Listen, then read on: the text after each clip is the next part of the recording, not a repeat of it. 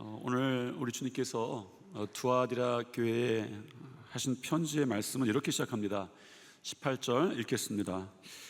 두아디라 교회 사자에게 편지하라. 그 눈이 불꽃 같고 그 발이 빛난 주석과 같은 하나님의 아들이 이르시되.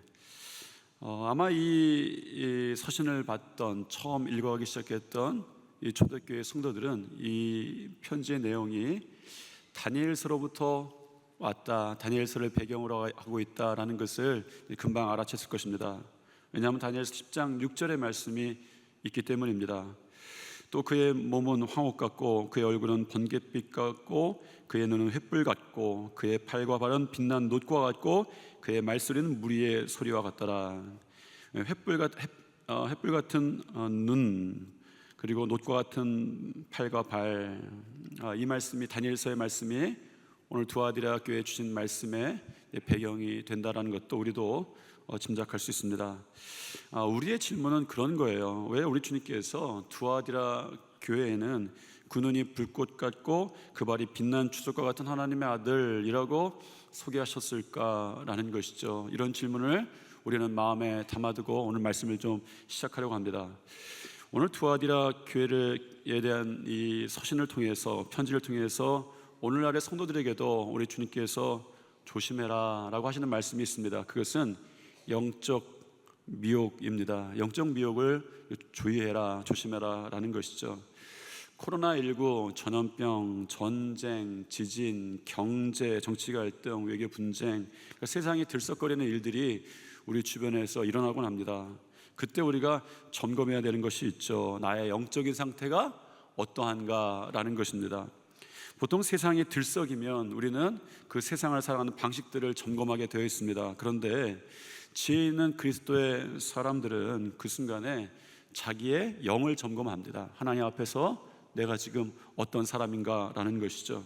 그것이 세상에서의 전투에도 영향을 끼치곤 합니다. 오늘 예수님께서는 두아디라 교회에 보내신 이 편지를 통해서 우리에게 이 땅을 살아가면서 여러 가지 들썩거리는 일이 있을 때 거기에 마음을 빼앗기지 말고, 거기에 관심을 빼앗기지 말고, 시선을 빼앗기지 말고 다시 영적인 점검을 하라 부탁하시는 말씀을 오늘 우리는 이 두아디라 교회에 하신 말씀을 통해서 들어야 되는 거죠. 연애를 잘하는 비결이 있습니다. 순전히 제 깨달음이에요. 근데 많이들 그렇게 생각하시는 것 같습니다. 빈틈 있는 사람이 매력 있다라는 거죠. 완벽한 사람은 오히려 재미가 없습니다. 빈틈 없는 사람은 그가 아무리 박식해도 논리정연해도 인간미가 없어요. 그래서 정이 안 갑니다. 왜 빈틈 있는 사람이 더 인간적인가? 왜냐하면 인간 자체가 완전하지 않기 때문입니다. 숨막히는 관계의 이유가 무엇입니까? 특히 숨막히는 부관계의 이유가 무엇이에요? 너무 완벽해지려고 하다 보니까, 너무 완벽한 걸 요청하다 보니까 그것이 숨막힐 때가 있습니다. 치약을 끝까지 짜도 완벽함이 있으면 어떻습니까? 괴롭기 시작하는 거예요. 그래서 남편이, 아내가 틈이 많다고 불만을 가질 필요가 없습니다. 사실은 틈이 있어야 다른 사람이 들어갈 여지가 좀 있고, 또 들어온 사람이 그 틈 보면서 좀 편안해지는 거예요. 따라해 봅시다. 빈틈 가지고 구박하지 마라. 이렇게 옆에 보고, 남편이 있으면, 아내가 있으면 그렇게 말씀하시고, 모르는 사람이 있으면 그냥 마십시오 이렇게 하세요. 다시 한번 인사하겠습니다. 빈틈 가지고 구박하지 마라. 이렇게 마라. 완벽한 사람보다는 어딘가 틈 있는 사람에게 마음을 열기가 쉽습니다. 그 틈이란 것이 언어가 시작되기 전에 어떤 소통이 시작되는 하나의 출발점, 시작이 되기도 하죠. 연애할 때도 마찬가지입니다. 살짝 머리가 흐트러졌어요. 그러면 저 사람 완벽하지 않네, 그런 것이 아니라 마음속에 저 흐트러진 머리를 좀 바로 좀 해줬으면 하는 그런 마음이 생깁니다.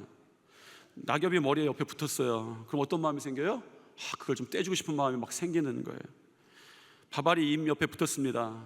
그걸 좀 무한하지 않게 떼주고 싶은 마음이 생기는 거예요. 빈틈이 보이는 곳에 사랑이 싹트기도 하더라라는 것입니다. 그런데 여러분 주의할 것이 있습니다.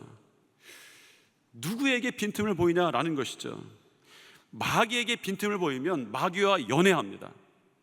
예수님께 빈틈을 보이면 예수님과 연애하는 거예요. 여러분이 왜 세상과 연애합니까? 세상에 틈을 보여줬기 때문입니다. 인간은 완벽하지 않습니다. 그리스도인이 되었다고 하는 것은 완벽하게 되었다라는 말이 아닙니다. 여러분, 예수님을 믿었다고 완벽한 인간이 되는 것을 꿈꾸지 마십시오. 여러분에게 여전히 부족한 점이 있다는 것을 낙담할 필요도 없습니다. 그런데 취할 것이 있어요. 우리가 완전하지 않기 때문에, 흠이 있기 때문에, 틈이 있기 때문에 우리는 언제라도 영적 미혹에 빠질 수 있다라는 것입니다. 가끔 훌륭하신 목사님들이 영적 미혹에 빠진 것을 보게 됩니다. 안타까운 일입니다. 오랫동안 신실해 보였던 성도가 그런 미혹에 빠진 것을 보게 됩니다. 단지 틈이 있어서가 아닙니다. 누구에게나 틈이 있어요. 문제는 그 틈을 마귀에게 보여줬기 때문입니다. 이것은 우리 중에 누구라도 언제라도 겪을 수 있는 일이죠. 우리는 본성적으로 연약하고 틈이 있는 인간이기 때문입니다. 그런데 우리가 정말 무너지는 것은 그 연약함 때문이 아닙니다. 정말 경계해야 될 것은 그 틈을, 연약함을 마귀에게 보여주는 것이죠. 그래서 우리는 마귀에게 빈틈을 주지 말아야 합니다.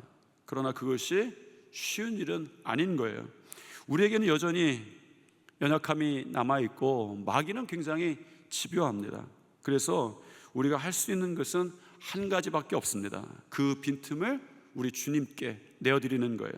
그 빈틈을 주님께만, 나의 연약함을 주님께만, 불꽃 같은 눈을 가신 주님 앞에 나의 빈틈을 내어놓는 거예요. 두아디라 교회에 문제가 생겼습니다. 두아디라 교회는 많은 칭찬을 받았던 교회였어요. 에베소 교회에 비해서 2배의 칭찬을 받았던 교회였습니다. 그런데 그 교회에도 빈틈이 있었어요. 문제는 빈틈이 있는 그들의 연약함이 아니라 그 빈틈을 두아디라 교회가 마귀에게 보여주고 있는 거예요. 그것을 오늘 말씀은 이렇게 이야기합니다. 20절 말씀 읽어보겠습니다. 그러나 내게 책망할 것이 있노라. 자칭 선지자라는 여자 이세벨을 내가 용납함이니 그가 내 종들을 가르쳐 꾀어 행음하게 하고 우상의 제물을 먹게 하는도다. 우리가 이 두아디라 교회의 이 빈틈을 보기 전에 먼저 두아디라 교회가 어떤 교회인가 한번 좀 보려고 합니다. 그러니까 두아디라 지역에 어떻게 교회가 세워졌는지, 언제 교회가 세워졌는지는 정확하게 알려지진 않았어요. 그런데 요한계시록의 7교회에 들어갈 정도로 중요한 역할을 했던 것은 분명해 보입니다. 두아디라 출신으로 유명했던 사람이 성경에 하나 나오죠. 누굽니까? 자주장사 루디아.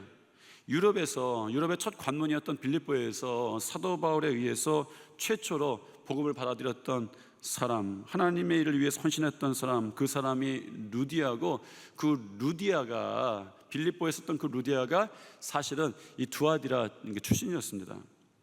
그러니까 아마 이 루디아가 자기 고향인 이 두아디라에 복음을 전하고 자기들 가족들에게 이제 복음을 전했을 것이라고 이렇게 생각을 해요. 루디아가 빌립보에서 이 자주장사를 했던 이유가 있습니다. 서머나 출신의 유명한 시인이 하나 있었죠. 호머였습니다. 호머가 지었던 그의 작품 일리아드에 이런 구절이 하나 나옵니다. 두아디라 도시에는 세계적으로 유명한 자주천이 생산되었다. 그러니까 그 지방 소아시아나 그 유럽 그 지역에 이 두아디라는 자주천이 생산됐던 곳으로 굉장히 유명했던 지역이었습니다. 자줏빛 염료가 정말 귀했는데 그 염료를 만드는 재료가 두아디라 지역에 있었어요. 그것은 조개인데, 조개에서 그 두아디라 지역에 있던 그 조개에서 아주 극소량의 자줏빛을 만드는 염료가 생산되었습니다. 굉장히 고부가가치 사업이었죠. 자주천은 그 당시에 이 소아시아 근동에서 굉장히 귀한 천이었습니다. 황제가 사용하는, 황제의 색깔로 사용되는 그런 천이었죠. 이 산업이 아주 이 두아디라 지역에 발달했었고, 이 두아디라 출신이었던 이 루디아가 아마 이 두아디라 지역의 산업이 포화가 되니까 아마 빌립보에 그렇게 가서 이 사업을 시작하지 않나 이렇게 생각을 하고 있습니다. 그런데 이 두아디라 도시는 이 자주천을 만드는 염색업뿐만 아니라 아주 여러 가지 사업에 중심지였습니다. 그 중에 특별한 것이 있었어요. 그것은 철과 금속을 다루는 산업이었습니다. 자주천을 만드는 것보다 먼저 철과 금속을 다루는 것이 이 두아디라 이 도시의 아주 주된 산업이었어요. 왜냐하면 이 두아디라 도시는 오랫동안 산업도시로 발전하기 전 오랫동안 군사도시였습니다. 그래서 군사도시에 필요했던 철을 다루는 기술, 금속을 다루는 기술들이 여기에 먼저 발전했어요. 예수님께서는 이 두아디라 지역을 이미 알고 계셨어요. 그래서 예수님이 두아디라 교회에 보낸 편지에서 이런 비유들을, 다른 곳에서 쓰지 않은 이런 비유들을 쓰십니다. 주석과도 같은 발, 27절에 보면 철장, 이런 표현들을 쓰세요. 그래서 이 두아디라 지역의 특성과 굉장히 예수님의 비슷한 모습으로 보여주십니다. 물론 다른 의도가 있었던 것은 있습니다. 이 두아디라 도시는 이렇게 산업으로 발달했지만 소아시아의 다른 도시들에 비해서는 덜 중요하고 덜 유명했던 도시였던 것 같습니다. 이 두아디라에 보내는 주님의 편지에 대해서 다음과 같은 기록이 있어요. 7편지 중에서 가장 길고 가장 어려운 편지가 가장 유명하지 않은 도시에 전해졌다라는 기록입니다. 가장 유명하지 않은 도시에 예수님의 편지 중에서 가장 긴 편지가 전해진 거예요. 우리가 에베소, 서머나 버가모를 지나서 이 두아디라까지 왔는데 에베소에는 6절이었습니다. 제 기억이 6절이었고 서머나는 가장 짧은 4절이었고 그리고 버가모는 7절 정도입니다. 그런데 두아디라 교회에는 12절에 이 편지를 보냅니다. 아마 예수님께서 두아디라 교회에 하시고 싶으셨던 말씀이 많으셨던 것 같아요. 놀랍게도 예수님께서는 두아디라 교회에 대해서 다른 유명했던 소아시아의 교회들보다도 아주 부러울 정도로 칭찬을 하셨습니다. 19절입니다. 읽겠습니다. 내가 내 사업과 사랑과 믿음과 섬김과 인내를 아노니 내 나중 행위가 처음 것보다 많도다. 예수님께서는, 우리 주님께서는 에베소 교회를 향해서는 내 수고와 인내를 아셨다 말씀하시면서 칭찬하셨어요.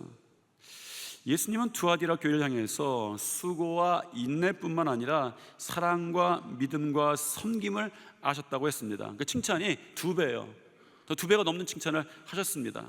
그런데 이것이 두아디라 교회가 2배의 신앙을 가지고 있었다는 것을 의미하는 것은 아닐지라도 2배의 칭찬을 받을 만한 교회였다라는 것은 어쩌면 분명해 보입니다. 저는 주님께서 그들에게 하신 칭찬에 관심이 많습니다. 주님이 그들에게 있었던 5가지 칭찬받을 만한 것을 알고 계셨는데 그것은 그들의 사업과 사랑과 믿음과 섬김과 인내였어요. 이것을 보면서 저는 우리 종교교회가 어떤 일로 칭찬받을 만할까 생각이 들었습니다. 한편으로는 이 시대에 종교교회가 받아야 하는 칭찬은 어떤 것일까 이런 생각도 들었습니다. 꼭 칭찬받으려고 인정받으려고 해야 하는 것은 아닙니다. 그러나 이런 일들도 칭찬받는다는 것은 정말 귀한 일인 것 같습니다. 사랑의 일에, 믿음의 일에, 섬김의 일에, 인내의 일에, 여러분 언제 아멘 하실 거예요?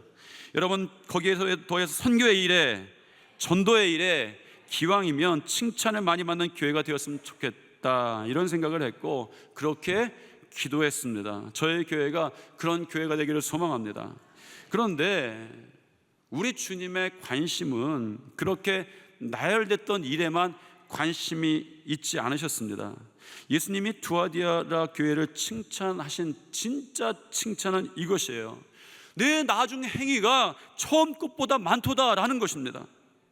주님은 이 두아디라 교회를 통해서 너희 교회가 다른 교회보다 더 많은 일들을 하고 있었다라고 칭찬하시는 것이 아니라 처음보다 나중이 나은 것을, 처음보다 더 나중이 많은 것을, 처음보다 나중에 풍성한 것을 칭찬하셨어요. 우리가 보았던 에베소 교회는 사랑 그러면 떠오를 정도로 유명했던 교회였던 것 같습니다. 그런데 에베소 교회의 사랑이 나중에 어떠했습니까? 주님이 이렇게 책망했어요. 내가 처음 사랑을 버렸다 이렇게 책망하셨습니다. 에베소 교회의 처음 사랑은 그럴듯했는데 그들의 나중이 그것을 잃어버린 거예요. 그런데 두아디라 교회는 어떻습니까? 처음을 그대로 유지한 것이 아닙니다. 더 많아지고 좋아졌어요. 저는 우리 성도들이, 우리 교회가 이런 칭찬 듣는 교회가 되기를 소망합니다.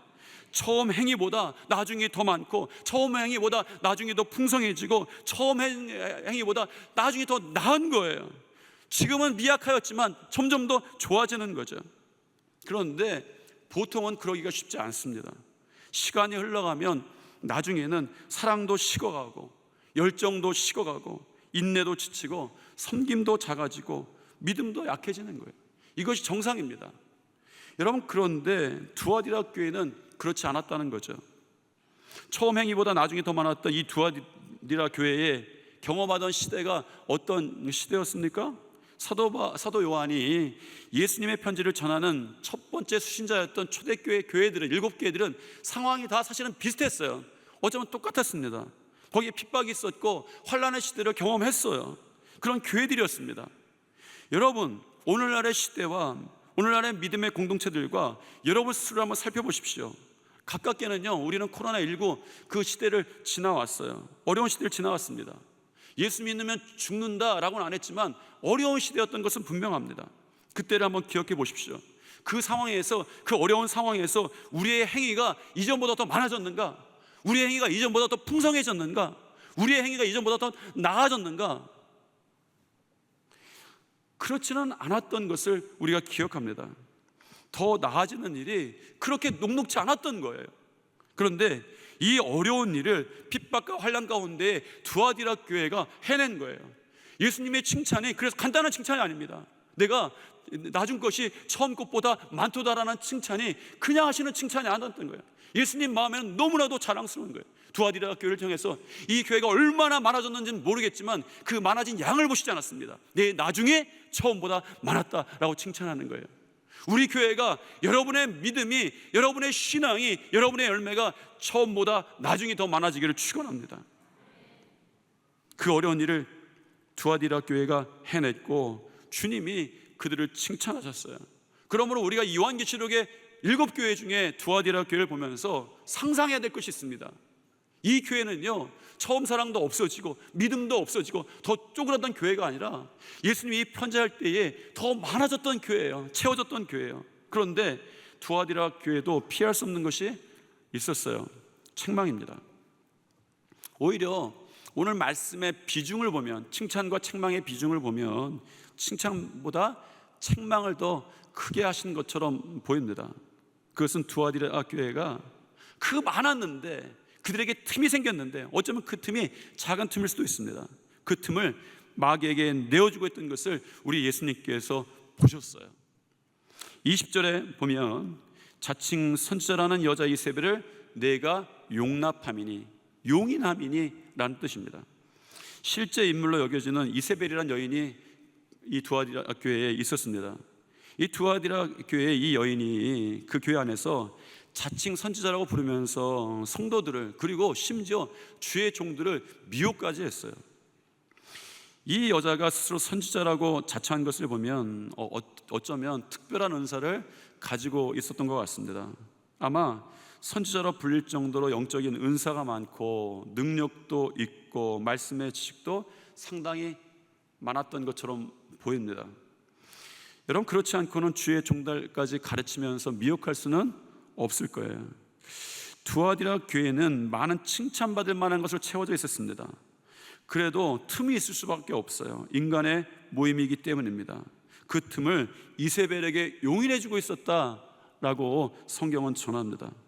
이세벨이 무엇을 가르쳤는지는 정확히 알지는 못합니다. 그런데 24절에 보면 주님께서는 이세벨이 가르쳤던 것, 행했던 것의 악함을 불꽃 같은 눈으로 다 보고 계셨어요. 알고 계셨습니다.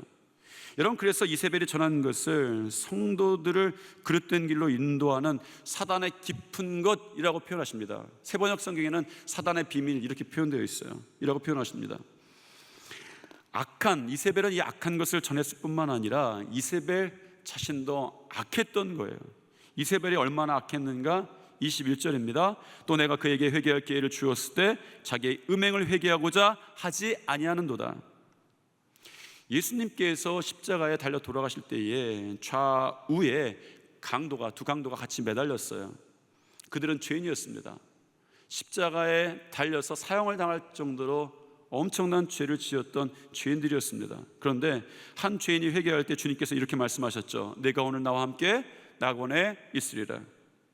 죄인이 악한 것이 아닙니다. 회개하는 자가 악한 것이죠. 왜 그렇습니까? 그대로 악을 담아두기 때문입니다. 놀랍게도 우리 주님은 이세벨에게도 회개할 기회를 주셨다라고 오늘 성경은 전하는 거예요.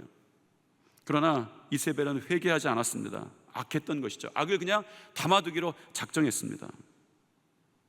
이런 이세벨의 유혹에 왜 두아디라 교회는 미혹되고 있었는가? 시선의 힘, 보는 것의 힘이라는 것이 있습니다. 자꾸 보면 마음을 빼앗기는 거예요. 광고가 무엇입니까? 자주 보여줄수록 소비자의 마음을 빼앗는 거예요. 여러분, 이세벨을 계속 쳐다보면 이세벨에게 마음을 빼앗깁니다. 우리 주님을 바라보면 우리 주님께 마음을 빼앗기는 거예요.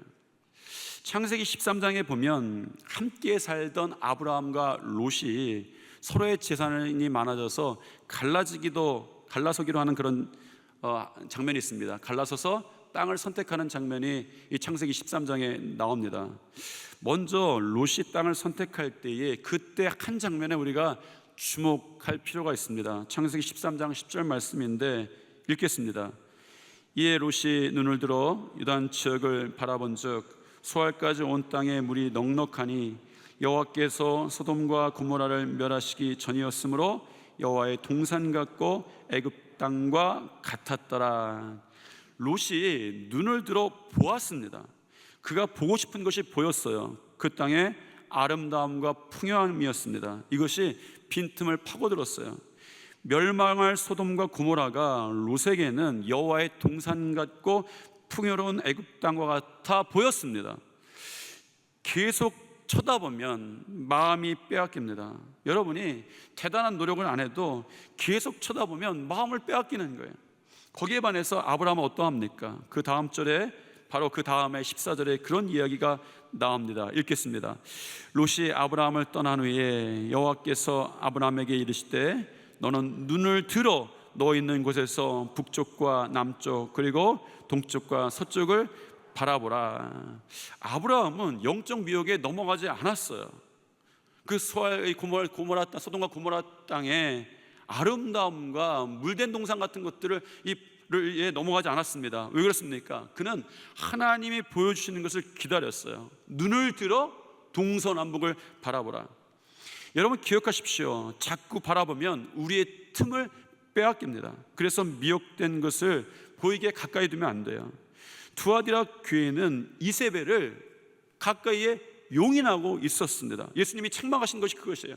너에게 칭찬받을 것이 있는데 그것이 많은데 정말 더 낮은 것이 더 많아졌는데 교회를 채웠는데 너희가 용인하는 이세벨에 대해서 지적하십니다. 예수님은 그 틈을 보셨어요. 그리고 그 작은 틈을 통해 침투하는 것이 결코 작은 것이 아님을 보셨습니다. 이세벨은 이세벨의 영적 실상을 보셨습니다. 왜냐하면 우리 주님은 불꽃 같은 두 눈을 가지고 계셨기 때문입니다. 예수님은 처음부터 두아디라 교회에 불꽃 같은 두 눈을 가지신 분으로 나타나셨어요. 그래서 두아디라 교회가 알아야 할 것이 그것이었습니다. 우리 주님은 불꽃 같은 두 눈을 가지고 계시다라는 거예요. 오늘 이 두아디라 교회를 통해서 주시는 말씀 가운데 여러분이 반드시 삶에 가지고 돌아가야 되는 말씀이 있다면 그것입니다. 우리 주님께서는 불꽃 같은 두 눈을 가지고 계시다라는 것입니다. 이 불꽃 같은 눈을 통해서 우리 주님은 겉만 보시지 않고 중심 곧 영적 실상을 보시고 계십니다. 23절에서 주님은 스스로를 사람의 뜻과 마음을 살피시는 분이다 라고 그렇게 표현하는 거예요. 왜냐하면 불꽃 같은 두 눈을 가지고 계셨기 때문입니다. 이 두아디라 교회에 칭찬받을 것이 많았지만 영적 틈새로 다가오는 이 이세벨의 이 악한 눈을 예수님을 파악하신 거죠. 불꽃 같은 눈을 보시고 다른 사람들이 영적 미혹에 넘어갈 때에 그 미혹의 실상을 낱낱이 밝혀주십니다. 그래서 결국 어떻게 된다고 말씀하십니까? 22절, 23절, 27절 한번 읽겠습니다. 볼지어다 내가 그를 침상에 던질 터이요 또 그와 더불어 간음하는 자들도 만일 그의 행위를 회개하지 아니하면 큰 환난 가운데 던지고 또 내가 사망으로 그의 자녀를 죽이리니 모든 교회가 나는 사람의 뜻과 마음을 살피는 자인 줄 알지라. 내가 너희 각 사람의 행위대로 갚아주리라. 그가 철장을 가지고 그들을 다스려 질그릇 깨뜨리는 것 같이 하리라. 나도 내 아버지께 받은 것이 그러하니라. 이 주석과 같은 발을 가지신 주님께서, 불꽃 같은 눈을 가지신 주님께서 심판하실 터인데, 이 두아디라 지역의 자랑인 이 철강산업, 이 철강산업의 상징적인 철장으로 그들을 행위를 깨뜨리실 것이다 라고 말씀하시고, 다른 하나는 그들의 행위가 있었던 미혹의 온상지를 상징한 침대, 22절에 나온 침대로 던질 것이다. 그런데 헬라어가 재밌습니다. 이 침대라는 헬라어는 여기서는 병상으로 바뀌었어요. 병상, 너희를 그 침대긴 침대인데 이제는 병상에 던져버릴 것이다 라고 말씀하시는 거예요. 영적 미혹에 빠진 사람들에 대한 이야기입니다. 주님은 이 불꽃 같은 눈을 가지시고 악한 유혹과 계획들의 실상들을 다 보고 계세요. 참 두려운 일입니다. 그런데 기억할 것이 있습니다. 주님은 이 불꽃 같은 눈을 가지시고 한편으로는 그리스도인들에게 이 눈을 가지고 보호하신다라는 것이죠. 이 불꽃 같은 눈은 그리스도인들에게는 우리를 보호하시는 눈입니다. 러시아의 소설가 도스토옙스키는 이런 이야기를 해요. 우리 신앙에 많은 도전을 주는 글들을 많이 남겼죠. 이런 이야기를 합니다. 만약 하나님께서 참으로 존재하지 않는다고 확신만 한다면, 하나님이 없다고 확신만 한다면 사람들은 못할 짓이 없다라는 거예요. 하나님이 계심으로, 우리 주님께서 불꽃 같은 눈을 보고 계심으로 우리의 삶이, 우리의 행위가 만들어진다는 거예요. 우리는 틈이 있음을 고백하고 연약함이 있음을 인정하고 그것을 주님의 불꽃 같은 두 눈앞에 내어놓아야 합니다. 주님께서 나를 보고 계시다라는 것이죠. 이 믿음의 언어가, 믿음의 기준이, 신앙의 고백이 여러분의 삶으로 가지고 돌아가게 되기를 소망합니다. 이제 다시 틈으로 돌아가 보려고 합니다. 여러분, 틈이 없으면 병이 들기도 합니다. 많은 사람들이 완벽하려다가 얼마나 병듭니까? 완벽하게 보이려고 하다가 얼마나 병듭니까? 자기의 이력을, 인생을 완벽하게 만들려고 하다가 병든 사람들이 참 많은 거예요. 우리에게 틈이 있는 것은 당연합니다. 그런데 중요한 것은 그 틈을 가짜로 채우면 더 병든다는 거예요. 분명한 것은 이세벨은 가짜였습니다. 이세벨을 바라보면 가짜로 채워지는 거예요. 사실은 우리 마음에 갈급함이 있습니다. 없을 수가 없죠. 갈급함이 틈을 만들어냅니다. 모든 갈급함을 채우는 데는 가짜가 존재합니다. 많은 여성들이 명품 가방을 원합니다. 바라봅니다. 그래서 가짜 명품 가방이 존재합니다. 우리가 갈급하기 때문에 가짜가 존재하는 거예요. 그런데 아무리 갈급해도 가짜로 채우지 말아야 합니다. 좋은 것을 먹어야 탈이 나지 않고 건강해집니다. 영이 가짜를 추구하면 병이 없어지지 않죠. 약해집니다. 더 병듭니다. 그래서 그 틈을 마귀에게 내어주지 말고 진짜이신 예수님께만 내어놓아야 합니다. 그러면 주님께서 그 빈틈을 주님의 영광스러운 빛으로 채워주시는 것이죠. 주님께서는 이런 말씀을 오늘 두아디라 교회에 하십니다.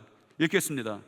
다만 너희에게 있는 것을 내가 올 때까지 굳게 잡으라 라는 것입니다. 너희에게 있는 것이 무엇인지 여러분 알게 되실 겁니다. 아시고 계십니다. 너에게 있는 것을 내가 올 때까지 굳게 잡으라. 우리의 틈을 주님의 불꽃 같은 두 눈앞에 내어놓기를 소망합니다. 갈급함의 빈틈을 주님 앞에 내어놓으시기를 바랍니다. 우리가 가지고 있는 고민 빈틈일 수 있죠. 우리가 가지고 있는 문제도 우리의 빈틈일 수 있습니다. 우리의 약한 것들, 약점된 것들, 속상한 것들, 진짜 우리 속에 있는 남들이 모르는 이 뜻과 중심에 있는 것들, 이런 것들이 우리에게 빈틈일 수 있습니다. 세상에서는 그것들을 빈틈이라고 말하죠. 그런데 그것을 다 주님 앞에 내어놓으십시오. 그러면 주님과의 연애가 시작되는 거예요. 그러면 우리 주님께서 아이고 하시면서 머리에 흐트러진 것도 만져주시기도 하고 낙엽이 붙은 것도 떼어주시기도 하고 바발도 무한하지 않게 떼어주시기도 하고 흘리는 눈물도 닦아주실 줄 믿습니다. 죄인도 죄를 주님 앞에 내어놓을 때에 주님과의 교제가 시작됐어요. 이런 분명한 것이 있습니다. 우리 주님이 하시는 모든 말씀은 성령을 통해서 들으시게 되기를 축원합니다. 그래야 믿어지는 거예요. 오늘 말씀의 마지막에도 나와 있지만, 뒷부분에 나와 있지만 항상 교회들 향해서 하시는 말씀이 있습니다. 귀 있는 자는 성령이 교회들에게 하시는 말씀을 들을지어다. 이 시간 성령님께서 말씀을 듣는 우리들을 도와주시기를 소망합니다. 성령이 마귀에게 틈을 주지 않고 주님께만 틈을 내주는 자들에게 하시는 말씀이 있어요. 26절과 28절의 말씀입니다. 읽겠습니다. 이기는 자와 끝까지 내 일을 지키는 그에게 만국을 다스리는 권세를 주리니 내가 또 그에게 새벽별을 주리라. 특별히 28절을 눈여겨보십시오. 새벽별을 주신다. 저는 이 말씀 보면서 주님의 고백이 진솔하시다 이런 생각을 했습니다. 연애 고백이다 라고 제가 그렇게 써놨습니다. 이것은 내가 또 그에게 새벽별을 주리라. 연애 고백이죠. 이것이 왜 연애 고백입니까? 요한계시록 22장 이제 끝날 때쯤 가서 예수님께서 언급하신 게 있어요. 거기에 광명한 새벽별이라는 표현이 나오는데 그 표현이 어떻게 쓰시냐면 예수님께서 자신을 광명한 새벽별이라고 말씀하시는 거예요. 그러므로 오늘 말씀은 이렇게 변화시켜도 됩니다. 내가 또 그에게 나를 주리라 라는 거예요. 나를 주리라. 여러분, 나의 전부를 주겠다라는 말이죠. 빈틈까지도 나에게 보여주는 그 성도들에게 이 두아디라 교회에 이 마지막 이 부분에서 예수님께 편지에서 연애 편지를 쓰셨다 이런 생각이 들었습니다. 내가 끝까지 붙잡고 있다면 내가 나를 너에게 주리라 라는 것이죠. 여러분들의 삶에 그런 고백을 듣게 되시기를 축원합니다. 주님이 여러분들에게 말씀하시는 거예요. 내가 나의 전부를 너에게 주겠다. 내가 내 피를 통해서 십자가를 통해서 전부를 주었던 것처럼 너에게 전부를 주겠다라고 말씀하시는 것이죠. 이런 연애 고백을 여러분이 듣게 되시기를 축원합니다. 연약하지만 빈틈이 있지만 그 빈틈들을 주님 앞에 내어놓으십시오. 여러분 서로 한번 인사하겠습니다. 우리 옆에 분과 인사하겠습니다. 틈을 사단에게 내어주지 맙시다. 한 번만 더 인사하겠습니다. 틈을 예수님께만 내어줍시다. 여러분 힘드시겠지만 한 번만 더 인사하겠습니다. 예수님과 연애합시다. 우리가 세상에서도 영적으로 이기는 교회로 사용되기를 소망합니다. 기도하겠습니다. 사랑과 은혜가 충만하신 하나님, 우리는 너무나도 연약합니다. 우리는 정말 약점이 많은 인간이고 틈이 많은 인간입니다. 그러나 이 틈을 마귀에게 내어주지 않고 우리의 갈급함이나 우리의 욕망조차도 정말 책망받을 만한 틈이지만 주님 앞에 내어놓을 때에 주님께서 그 틈을 주님의 빛으로 채워 주시옵소서. 우리 가운데에 마귀와 연애가 시작되는 것이 아니라 주님과의 연애가 시작되게 도와주시고 날 향해서 전부를 주시겠다고 약속하시는 주님의 약속처럼 우리 안에 온전히 주님만이 있게 도와 주시옵소서. 예수님 이름으로 기도드립니다. 아멘.